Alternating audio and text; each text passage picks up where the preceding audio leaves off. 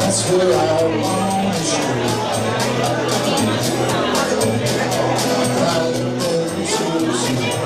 They know my music.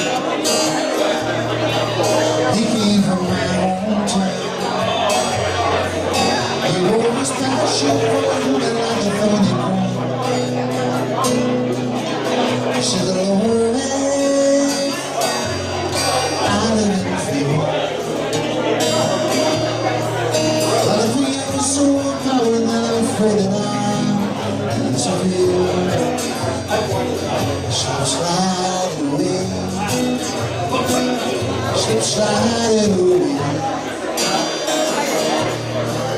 Another need destination, the voice that's sliding away. I know we came alright. These are the very words she uses to describe her. She said good day.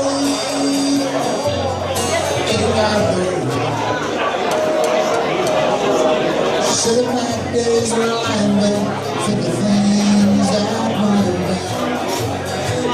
She was sliding away. She was sliding away. You know the need is to make she voice and sliding away. And I know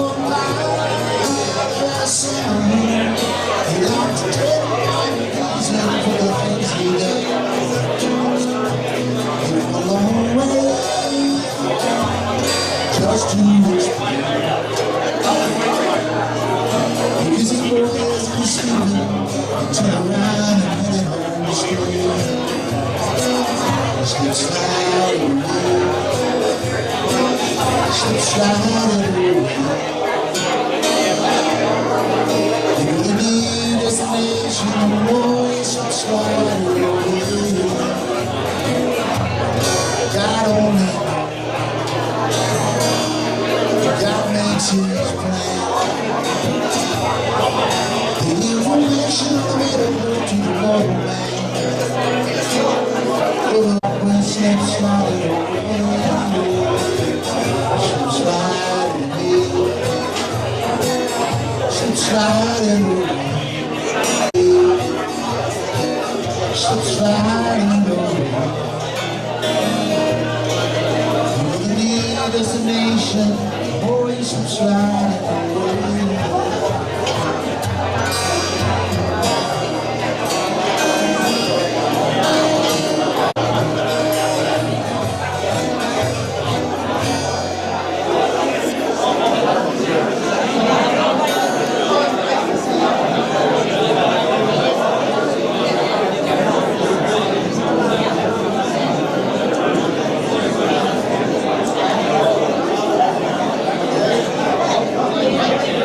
Get everyone to start moving to your seat, please. We're about ready to get started here. And in the meantime, again, let's give John Bomroy here a round of applause for his music. If you're not familiar with John, he's all over town playing for a whole lot of good causes, and we really appreciate you being here, John. He's got another tune he's going to play for us, and then we'll get our speaker up here.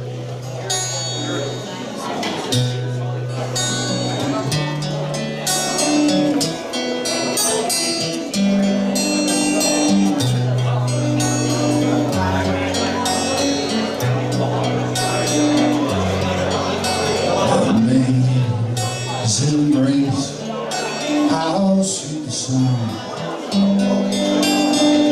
Say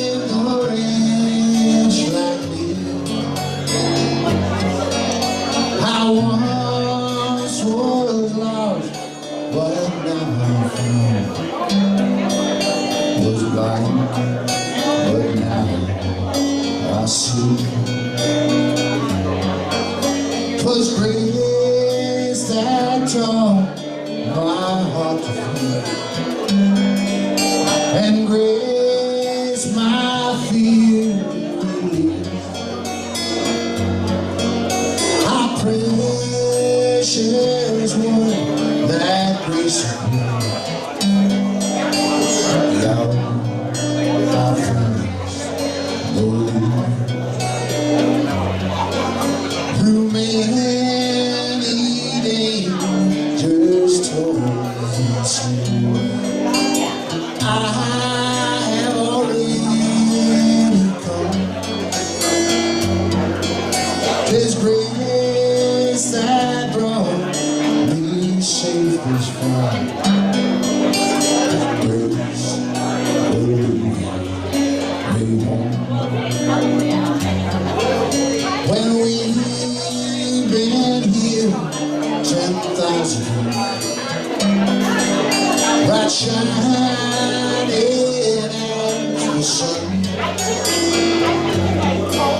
we know last day to sing God's praise.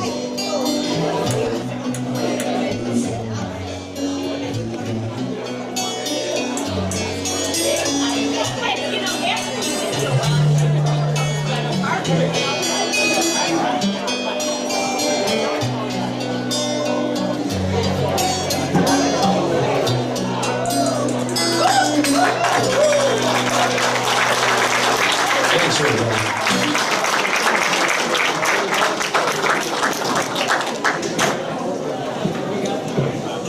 Do you do weddings and bar mitzvahs? He's for hire, I suppose.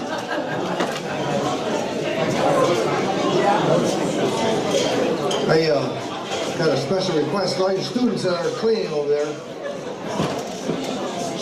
all the students, they want you to sit down. I think you go all gather in the foyer because that's probably the only place you're going to sit. We have a very special speaker, and we'd like our teens to hear this lady. She's going to set you on fire for life.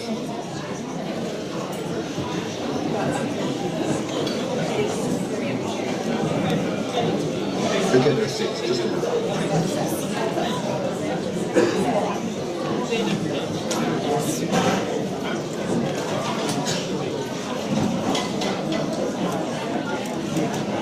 Dee, would you let me know when you're ready back there?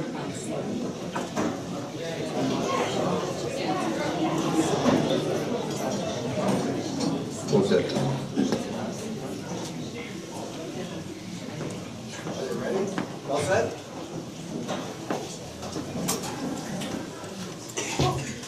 You know, it's like herd cats. Trying to get the kids to move. Okay, I think they're ready. Ladies and gentlemen, it's my honor now to introduce to you our keynote speaker. As you're aware, Kristen Polo is the speaker for this evening. Kristen is the Executive Director of Students for Life of Michigan.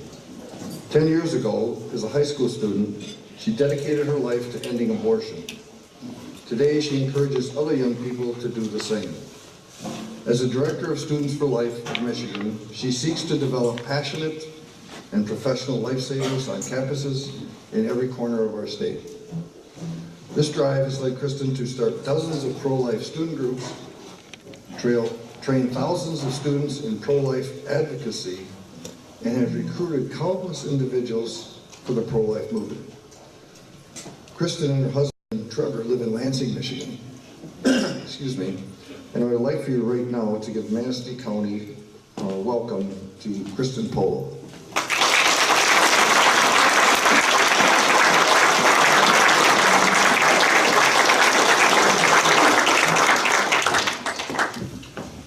So it's got to come down for me. Here we go.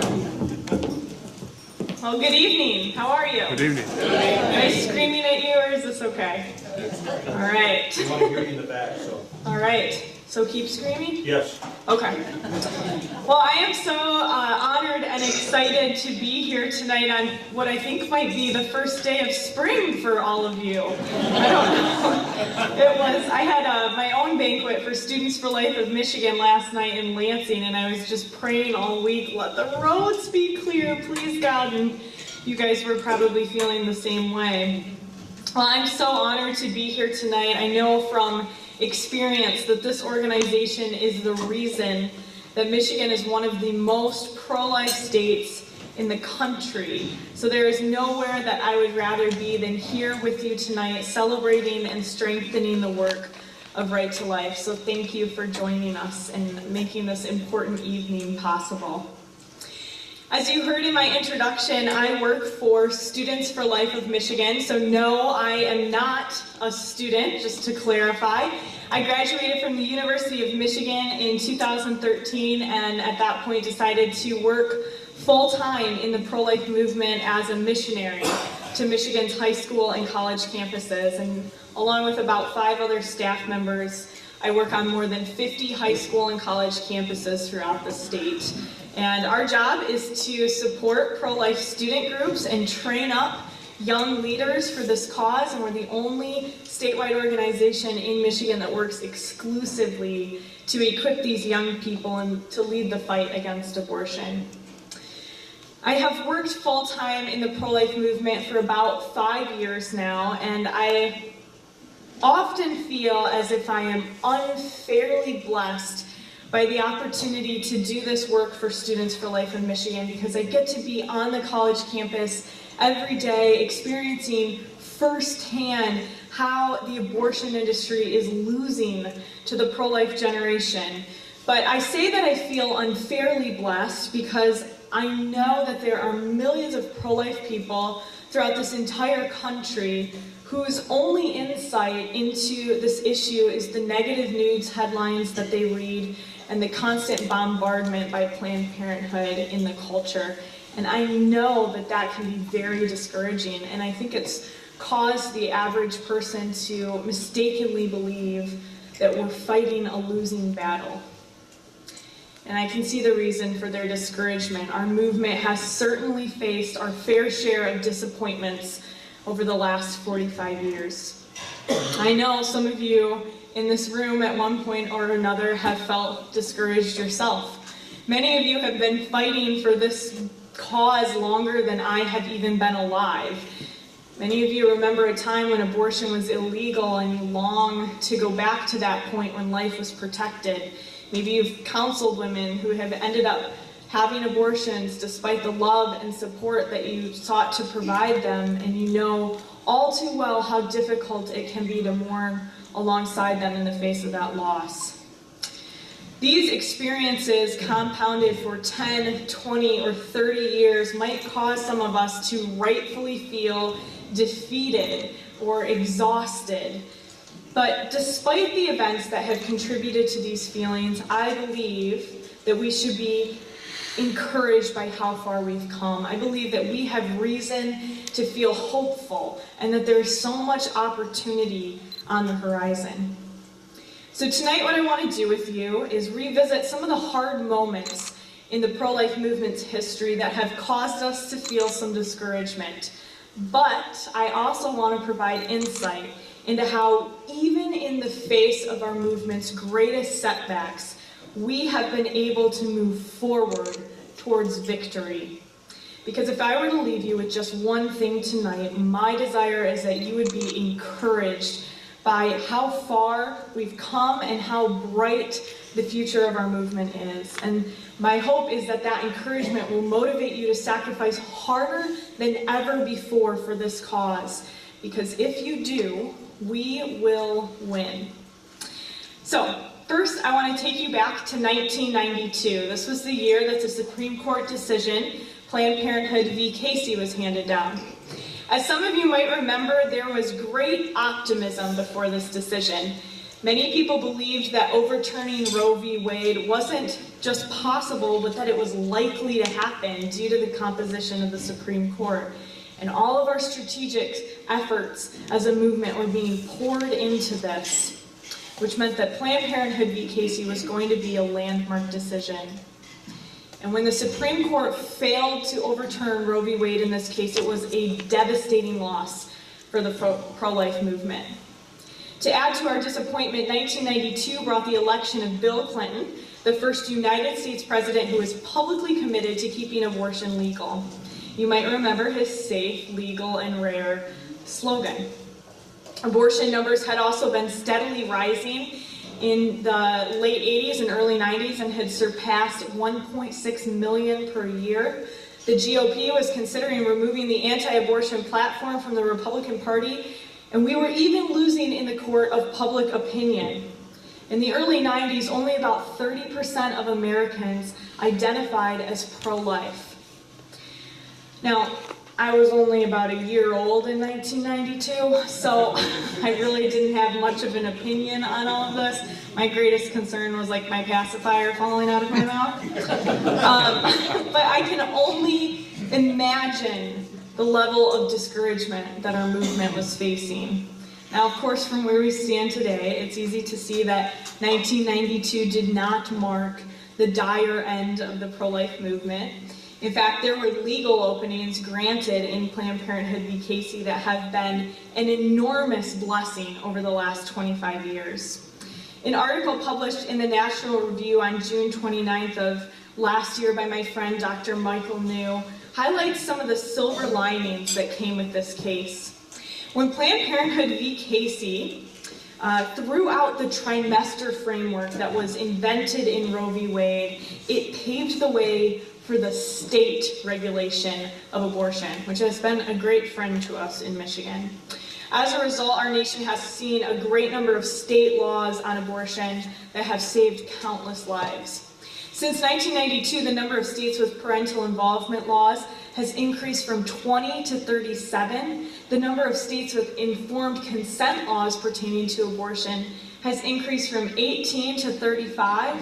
And in recent years, 20 states have banned abortions that take place at or after 20 weeks gestation. Now, there is no doubt that Planned Parenthood v. Casey was a setback, but even so, we have made great strides towards victory that ought to be celebrated and rejoiced in. The second discouragement that I want to take you back to is the 2008 election. This was about the time that I was first getting involved in the pro-life movement. I was a high school student, and I vividly remember the fear that we were facing. In those early days of the 2008 campaign, you might remember what everyone was talking about. The fact that Obama had voted several times against the Born Alive Infant Protection Act, which would force abortionists to provide life-saving care to babies who survived abortion. He was the most outspoken supporter of abortion that has ever had a viable run for presidency, and his positions on this issue were radical and a far cry from the beliefs of the average American. And so our movement was rightfully afraid of what we could lose with a president who is so committed to unrestricted abortion access. And unfortunately, the years that followed his election were pretty much as bad as we thought they were going to be. He reinstated the Mexico City policy, which used our tax dollars to fund abortions overseas. He rolled back conscience protections. Obamacare forced taxpayers to pay for abortions. I don't think any of us have forgotten this stuff, right? I don't need to remind you guys, but there is no doubt that President Obama was the most pro-abortion president in the history of our country, and that is not a term that I use lightly. I use it because I think in this case it is fitting. I'll never forget the disappointment that I felt as I woke up on November 5th in 2008, the day after the election. The pro-life movement was mourning together because it felt like we had missed another major opportunity to protect the unborn. And the truth is that we had. And yet, we persevered. God used this election to mobilize the pro-life movement, and despite all of his efforts to stall us, there was perhaps more pro-life activity in those 8 years under President Obama than ever before. Pro-life involvement increased drastically. Our movement woke up and became activated. And I think this is absolutely incredible. States passed a record 205 abortion restrictions between 2011 and 2013, which is more than the entire 30 years prior. As a result, Operation Rescue estimates that 87 separate abortion locations ceased to perform surgical abortions in the year 2013. So first came Planned Parenthood v. Casey, and we thought we had lost everything. And then came President Obama.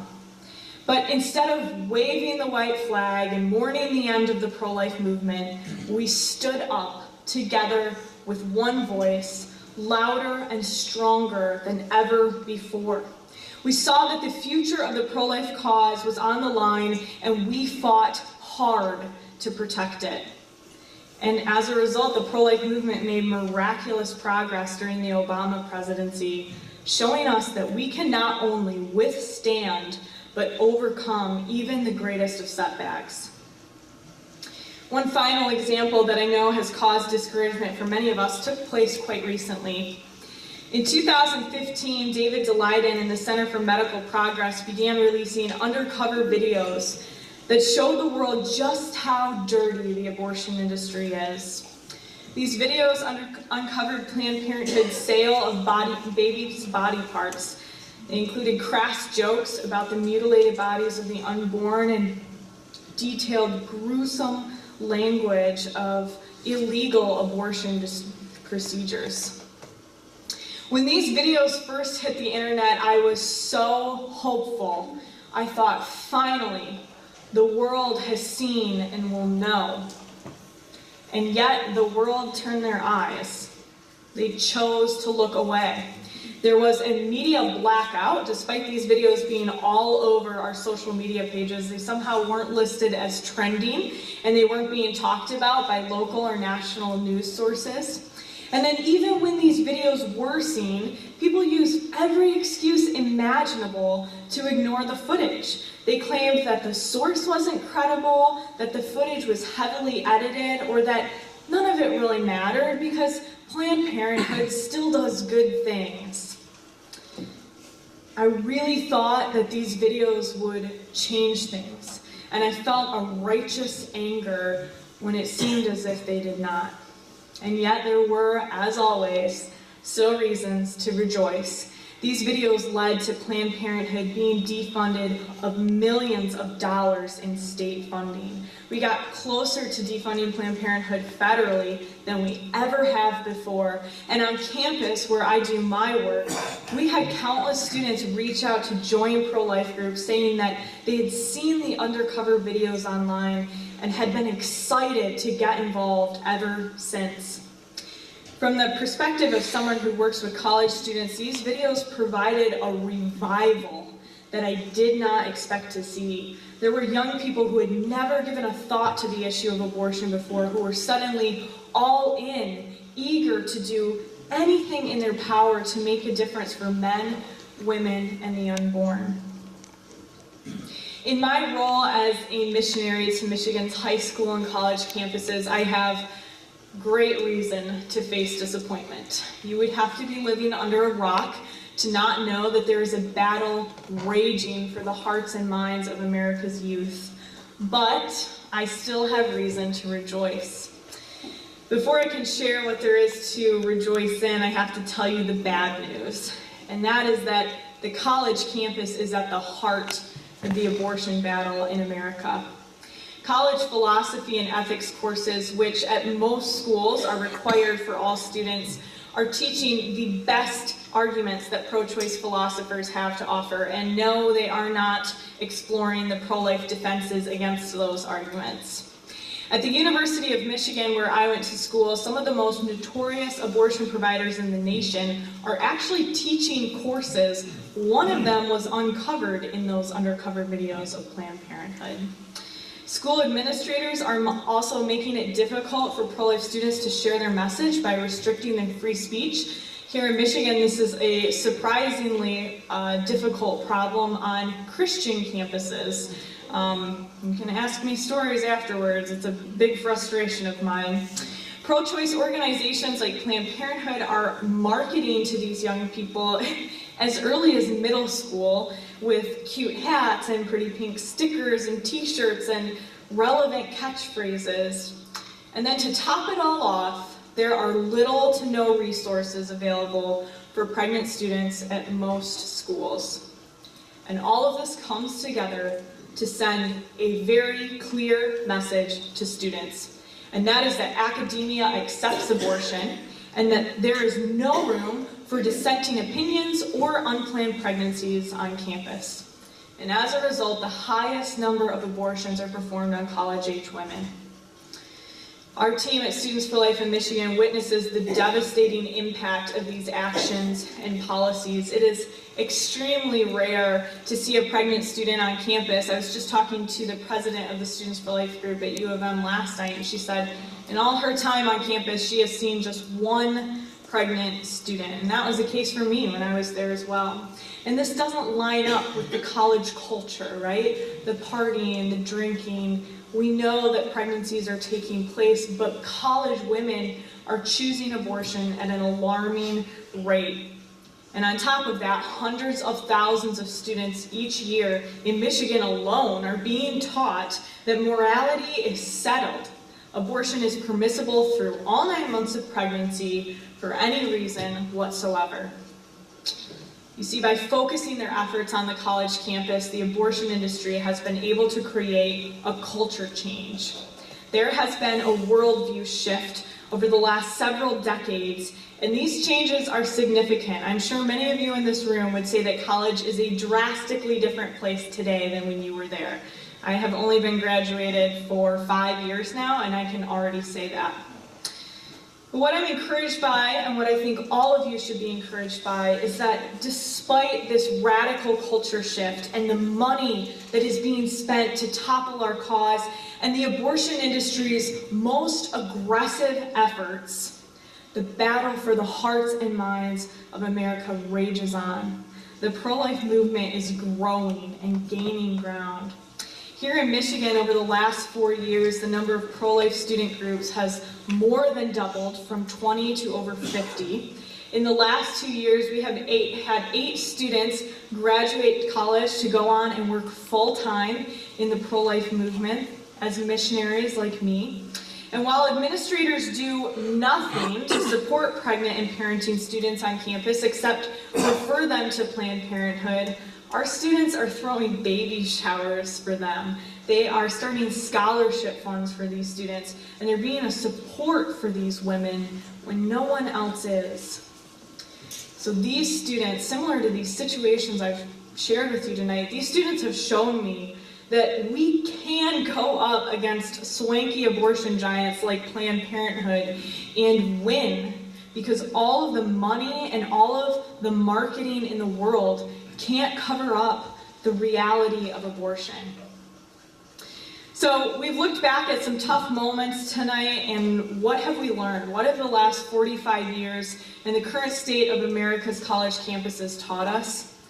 I believe it's taught us that the battle to protect the unborn is not a sprint, it's a marathon.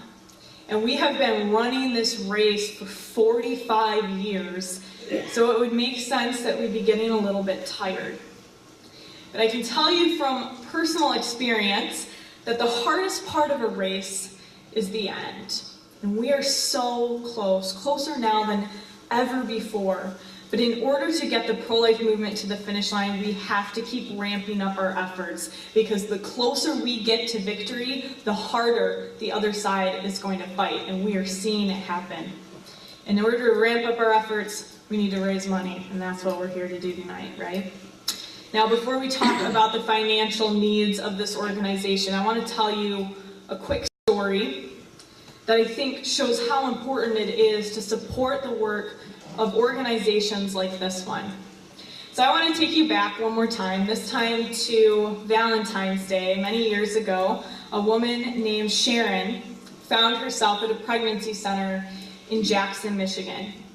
She was alone. She had just gotten out of a really unhealthy relationship, and she was there to take a pregnancy test. So you can imagine Valentine's Day, many women are sharing the evening with their beloved, watching romantic movies, eating chocolate-covered strawberries, and Sharon's alone at a pregnancy center taking a pregnancy test. And she took that test, and it confirmed her worst fear. It did not take long for those around her to begin pressuring her to have an abortion. She wasn't married. She didn't want to be tied to the father of this baby. And she was a Christian, so everyone would know that she hadn't been claiming to live the life that she hadn't been living the life she claimed to be when she's walking around with this big pregnant belly at church. And while everyone around her told her that she wasn't strong enough, that she couldn't do this, the pregnancy center was a light in the darkness for her, and they provided her with the love and the support that she needed to choose life. And so despite the scary, uncertain situation that she faced, Sharon chose life for her baby because of the pro-lifers in that pregnancy center. Now, this brave woman that you all know as Sharon, I have always known her as Mom. That baby that she was brave enough to choose life for was me. And I'm sure if asked, she would tell you that she could have never imagined the life God had in store for that unplanned pregnancy, or how he would use that little baby to go on and help support the pro-life movement and help end abortion. I am literally alive today because of the work of pro-life organizations like Right to Life. And not just me, but thousands of others.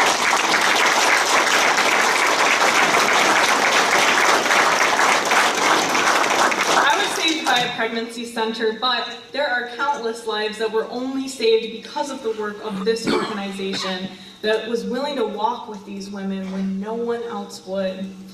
Right to Life of Michigan has a track record of success when it comes to changing hearts and saving lives, which is why I am so excited to be here with you tonight supporting them.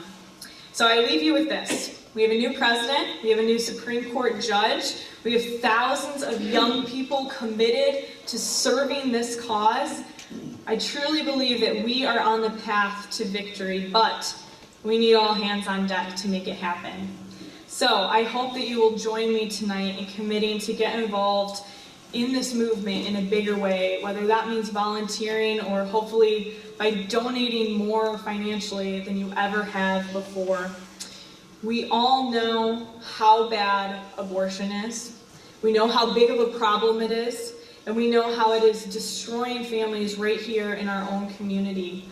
But by supporting the work of this organization, we all get to come together and do something about the problem. Thank you guys so much for being here tonight and for having me. God bless you.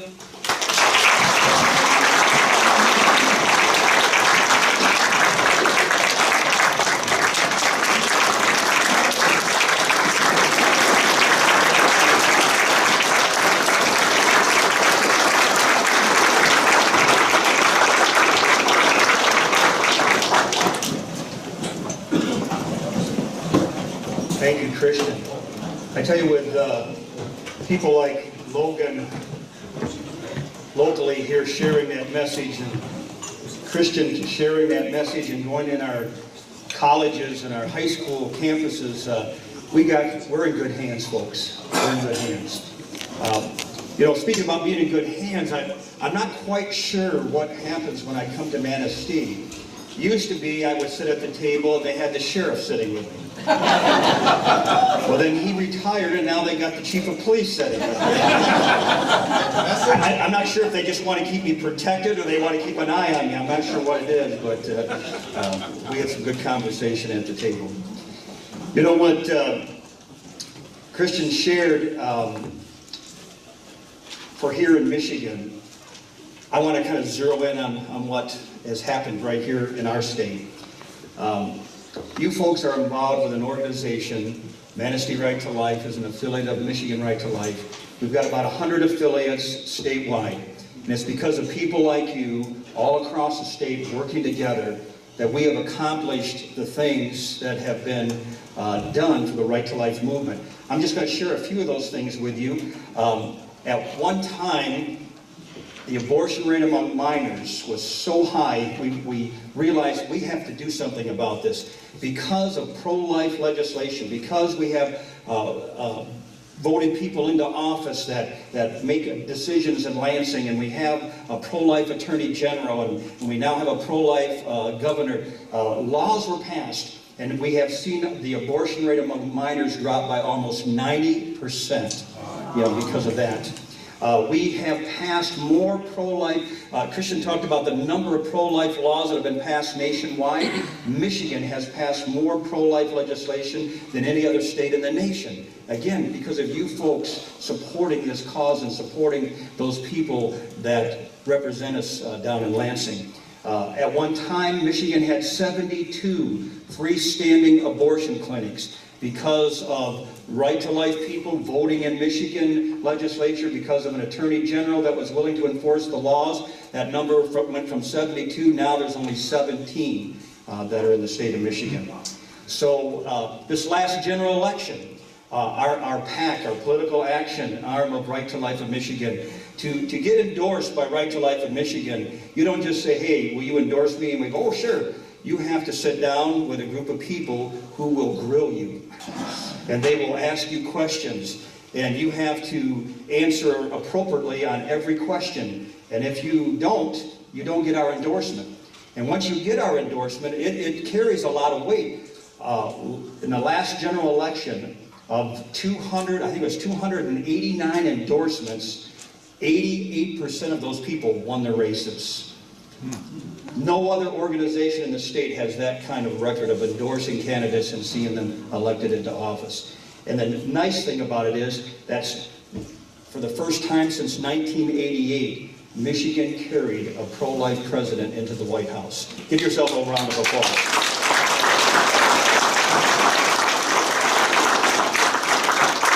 Now, as Christian mentioned, we have a pro-life president now. He's instituted, put back in place the Mexican policy so that our tax dollars aren't going overseas to support abortion. He was able to appoint a Supreme Court judge who, by all indications, is very pro-life. And the court watchers are telling us that it looks very likely that we will get to a point, President Trump will get to a point, possibly 2, maybe even 3 more Supreme Court justices, depending on what happens. Justice Kennedy is talking about retiring. He mentioned it last year. He's mentioning it again this year. If he retires, that opens up another seat. Ruth Ginsburg is talking about the possibility of retiring. So there's 2 possible seats that are open there. Both of those are very pro-abortion, pro-life justices. If we were to get 2 more pro-life justices on the Supreme Court, we have a very, very good shot of seeing Roe versus Wade reversed.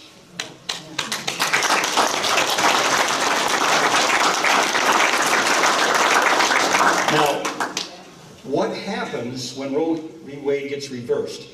I don't know, Christian was talking about how young she is, and it made me feel old, but I remember back in 1972 that a vote came to Michigan. It was national news. It was on the headlines of the New York Times that Michigan was voting whether to allow abortion to become legal in Michigan. Because Michigan has had a law in the books since 1846 outlawing abortion. And in 1972, it came to the voting booth in November. Michigan overwhelmingly said, no, we want to remain a pro-life state. By 2-to-1 vote, we voted. We were going to stay a pro-life state. That was November of 72. In January of 73, the Supreme Court overruled every state law nationwide and said that abortion was now illegal for any reason for all 9 months. All right? Now, if we get these 2 Supreme Court judges appointed, and Roe v. Wade comes before them, and it gets reversed, what's going to happen is it is now going to come back to every state to make up their mind what they want to do in their state. Well, we have that law in our books. When Roe v. Wade took effect, that law was just kind of put on a shelf. When Roe v. Wade is reversed, that law technically comes back into effect once again. But our opposition is not going to just let it happen. They are going to challenge that, and by all indications, there's 7 states in the nation that have pro-life laws on the books. Ours is probably the strongest. we will probably be the first test case. Because if they can beat us, they know the rest will fall like dominoes. And so we have to be ready. We have to be ready.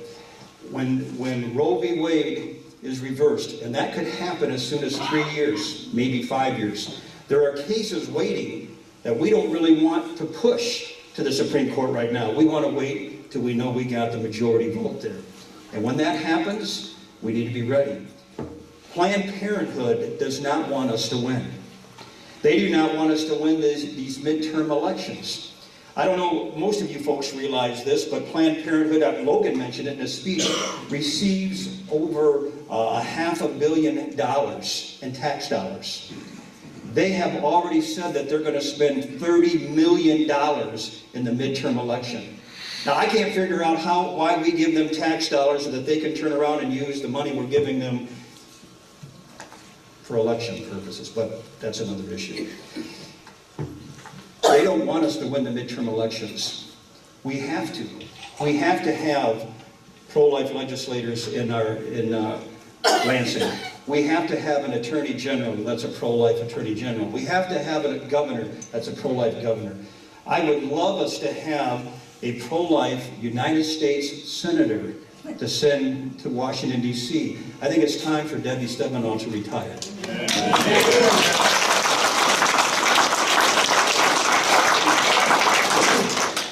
I'm going to show you 3 television ads that we have prepared. And it kind of gives a broad picture of what we're trying to do.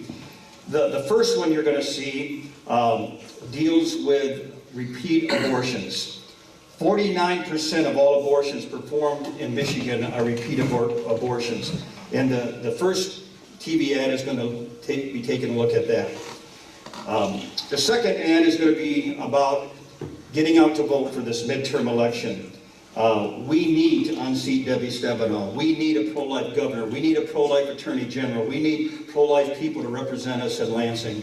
And so the second ad is going to deal with getting out the pro-life vote. Somebody was asking me about that they hadn't seen any ads lately. Well, in January there was a big push. We had a big media present in January, and now we're just kind of laying low for a while. But when we get close to the midterm elections, you're going to see us on television once again. And then the third ad is a kind of a general education TV spot in support of adoption, providing an alternative. So, if we could have the lights.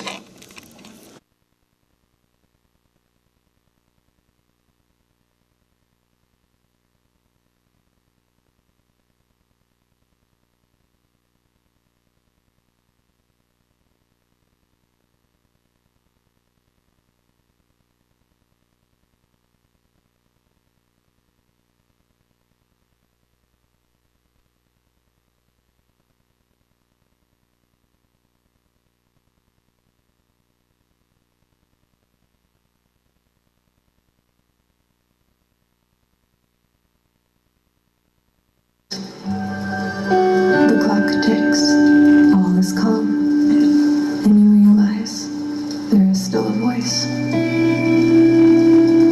If you face the pain of an abortion, call 1-800-57-WOMAN.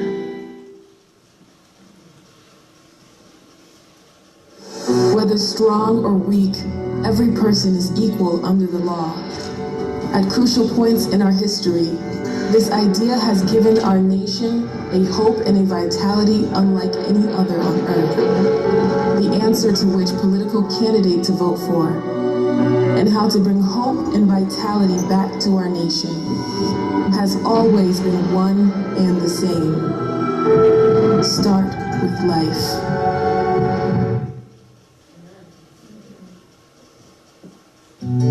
I wasn't really on the right path, so I started contacting adoption agencies, and we finally found a perfect family. She told us that she would like to have us in the room with her when she was having Twyla. You know, it was a very happy moment for all of us, knowing that I can help out a family that can't have children themselves. Without Twyla, I don't see light.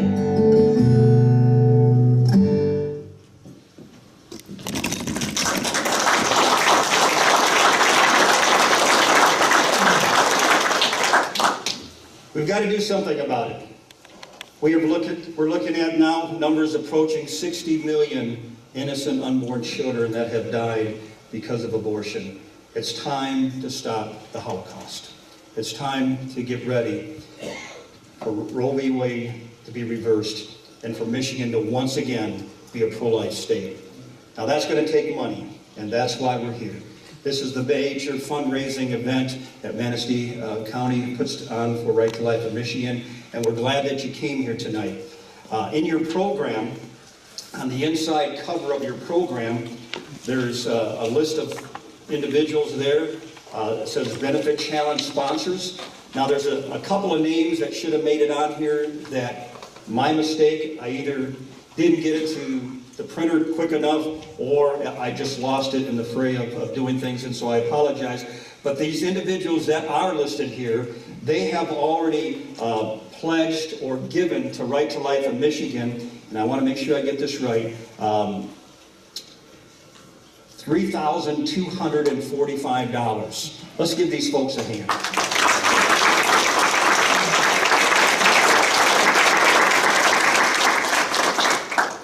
Now, I'm going to let you folks know what we actually did here last year. Last year, at this banquet, we raised almost $10,000 here. Not counting what was raised up front, we raised almost $10,000 here.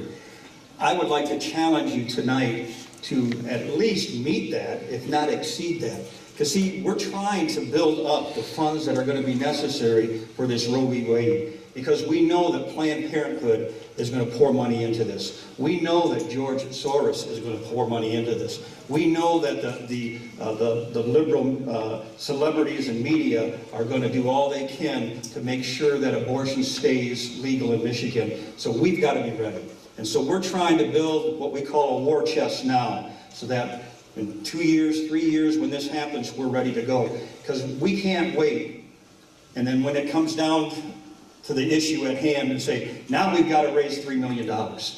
It's not going to happen. So we're trying to begin that process right now. We need you folks' help. Some of you that have been very faithful givers, I want to thank you, but I want to ask you, continue to be faithful. And if you can bump it up just a little bit again this year, we sure would appreciate it. If you've never given before and you didn't really plan on giving and you brought your ticket and that's all you can do, we're glad that you came here. But just think about, can you do a little bit? Can you do something? Because if we're going to raise over $10,000 in this room tonight, that means there's got to be 2 or 3 people that give a major gift of $1,000 or more. There's going to have to be several people that do $500 and several more that do $250. And some of you, maybe you say, I can't give it all at once, but I can make it a part of a monthly budget account. I'll do $20, $30, $40 a month. Whatever you can do, we need you to do your very best. I challenged people here a few years ago, I think it was, can you give $1? Well, of course I can give $1 a day for the whole year. And that would be about $30 a month. If you're able to do that, we sure would appreciate it. Now, those of you that have been here before know what we're going to do now. At the center of every table, there should be some envelopes like this that are in a clip. If somebody would take that group of envelopes out of the clip, keep one for yourself, pass the rest around the table. I'm going to ask you to join with me and do the very, very best gift that you can. Where it says dinner, write Manistee. Where it says date, put today's date, which is 4/20/18. You have several options of what you can do. If you want to, you can write a check tonight. Now, this is something different. I got to share this with you. We have never done this before. This is the first year we've ever done this. On the pledge card, whether you're going to give a gift tonight or make a pledge tonight, on the pledge card, all right, where the baby's laying there sleeping, at the bottom of the card it says tax deductible, not tax deductible. You say, what's the difference? Here's the difference. If you can give a non-tax deductible gift, if you can give that tonight, we encourage you to do that. Because those funds we can use wherever is needed for Right to Life in Michigan. Wherever the need is, we can use them. If you need the tax deduction, if you itemize and you want that tax deduction, then mark tax deductible. But that limits it. We can only do education work with that. We need both funds. I mean, you know, if you want to write 2 checks and say one's tax deductible, one's not, that's great. But I wanted to explain it to you. We've never made that option available to you before. If you can do the not tax deductible, I encourage you to do that. That gives us the liberty then to use it wherever we need it in this organization. And so, do the very best gift you can. If you're writing a check out, write it out to Right to Life of Michigan. Mark it either tax deductible or not tax deductible. If you're going to do Visa, MasterCard, Discovery, fill that information out. Same thing, mark it, tax deductible, not tax deductible. If you want to make a pledge, say I didn't come prepared to actually give, but I can make a pledge. Information is there. You can make a pledge for a one-time gift. You can do it monthly, bi-monthly, whatever is convenient for you. Do the very best gift you can. And let's see if we can beat what we did last year of $10,000. Join with me now.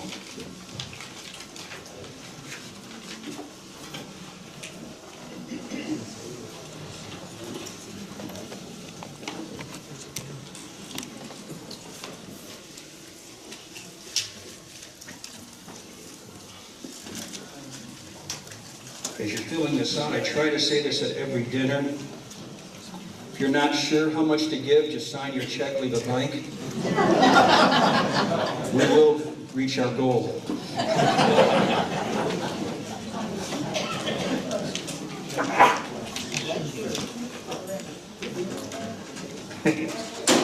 You got to have a little fun. Somebody asked me, they says, how can you go all over the state year after year begging for money? And I told them, I said, you know what, I've never begged for money. I tell people this is what we're doing, this is what we've accomplished, this is what we're hoping to do, and we'd like you to be a part of it. And I give them the invitation. I appreciate you letting me come tonight and giving you that invitation to do the same. When you finish up, there should be a larger white envelope that was also there at the center of the table. Again, when you're ready, pass that around, let everybody put their gift or their pledge in there. Put it back at the center of the table. Don't walk around with it. Leave it there. Somebody will collect this at the end of the program, which is just about where we're at.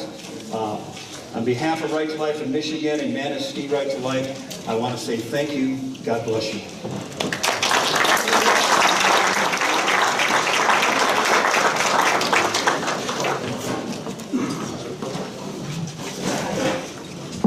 Thanks, Randy. Appreciate all your hard work and what you're doing for the only cause I can really think of. Thank you. A couple of things I was crossed off on my list. We have no door prizes. What happened to the door prizes? I gotta get on you ladies, I'm telling you. This is sad. Anyway, I want to thank you from my perspective. And I want to once again challenge you men. You know, I've been around at these walks, we've been to the prayer services and all the different things, and there's not enough men. Amen. You know, this isn't just a woman's fight, you know that. I would challenge you to get and let your voices be heard. Yes. Because they're not heard enough. And I also suggest to you, if you're, and I watched this on a video, it's not mine, but it struck me. If your child, men, was in danger of losing his or her life, what would you do? Would you stand by and say, go ahead and do it? Would you stand by and let somebody kidnap them? Of course you would. You give up your own life for that child. I guess that's what I'm asking you to do tonight. Use your voice. Speak. Don't sit back and be silent. Silence is participating. Silence is condoning it. Step up, men, because if we're going to be leaders of our families, then we have to carry the cause. And I'm not trying to be sexist here, ladies. I mean, I know a lot of you women are leaders, but I seriously mean that the men have to step up, and this is our fight too. So don't be shy, and challenge your politicians. If a politician says, yeah, I'm for you, then prove it. Stand on the House floor and speak your piece. A yes vote doesn't mean a damn thing to me, or a no vote, or whatever the issue is on abortion. stand on the floor and speak your piece. That's what I ask my politicians. You guys that are here, how much courage do you have? I challenge you tonight. It's now my honor to welcome Father Dennis O'Donnell. He's going to close us tonight in a prayer. Father Dennis is from St. Bernard's Parish in Highlands. That's what it is. And Friesland. So they have a church, Father. St. Bernard. In Friesland. St. John's is in... St. John's in Friesland. You're both, right? Go ahead, Father. Let us pray. Oh, Heavenly Father, you are the author of life. Help us to show our gratitude for this great gift. With your grace, may we feel your divine support as we speak out for life. Against abortion, capital punishment, euthanasia, war, Holocaust, slavery, or any public policy or social ill that degrades your gift or our appreciation for it. Bless those here present. Bless those who support life issues. Bless Manistee County Right to Life. Bless our board members. Bless our guest speaker. Bless those who have prepared this hall and this meal. Bless mothers and pregnant women everywhere. Amen. Amen.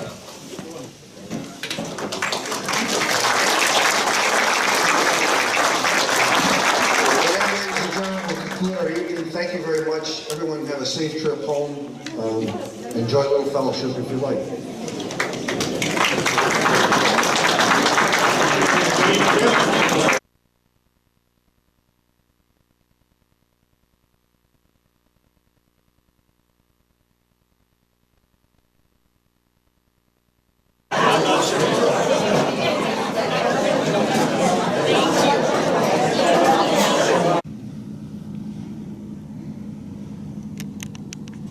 Well, I'm looking at the crescent moon. It's not quite dark out here, but pretty close. You can see the little jagged edge along where the black becomes white. That's the mountains. How it's hitting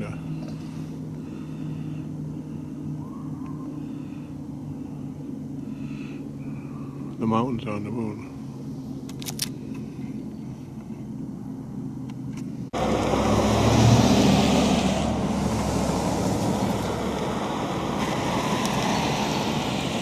A very interesting talk tonight. I really enjoyed it. I hope you did too. What I'm doing here actually is just adding a couple minutes because I need an hour and I got 58 minutes or something. I think that's quite interesting with the mountains.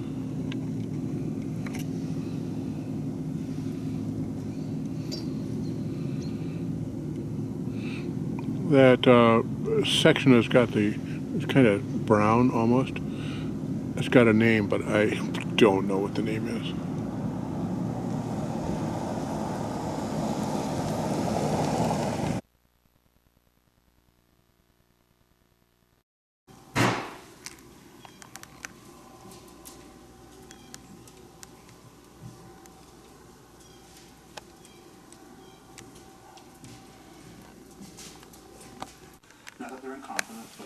Look at a kitty here on Sunday night. Hey, Fussface, look at me. And in this case, when we look at Comey's position, he's on the cop side. He's not on the prosecution side. Okay. Okay. He's not the prosecutor. He's not the one who's going to file charges. He can't. Okay. The U.S. Attorney's Office has to do it. So if I was defending this, we would do the some other dude did the defense. The other dude being the Attorney General's office and the President Obama. I saw we're using the design that I